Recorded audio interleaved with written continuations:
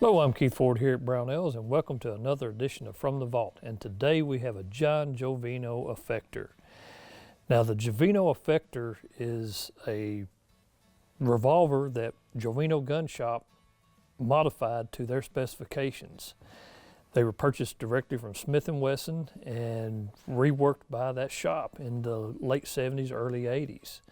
Now, a little history on the Jovino Gun Shop. They started up in New York City in 1911 and then sold to the Imperato family in about 1920. Now, the Imperato name sounds familiar. Anthony Imperato owns Henry Firearms and also owned Jovino Gun Shop. And Anthony actually named these the Jovino Effector.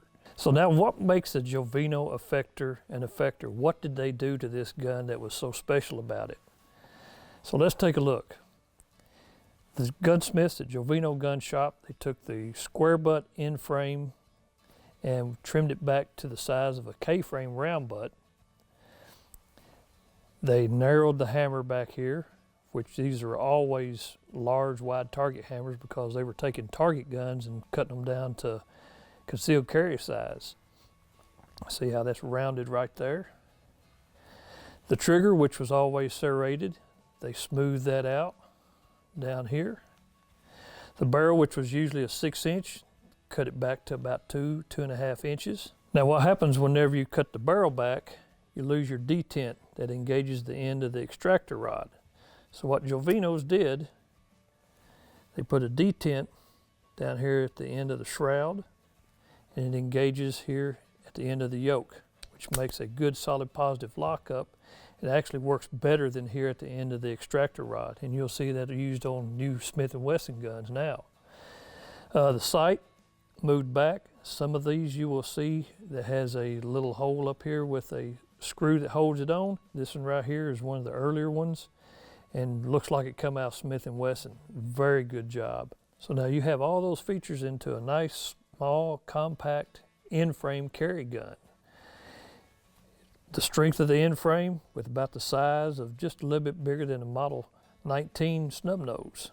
And that's a lot of firepower in there. And that's why there was a lot of call for these guns.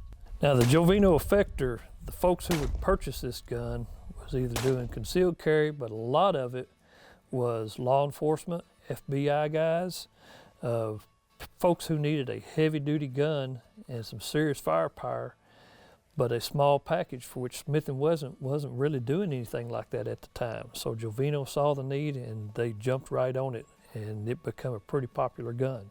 Now, this 25-2 Jovino Effector, the previous owner, he had been a FBI agent in the 30s and 40s and left there, and then ended up being LA County Sheriff for 20 some odd years. So this is pretty cool having one of these, and especially this gun right here, knowing the history behind it. He purchased this in around 1981 and took really, really good care of it.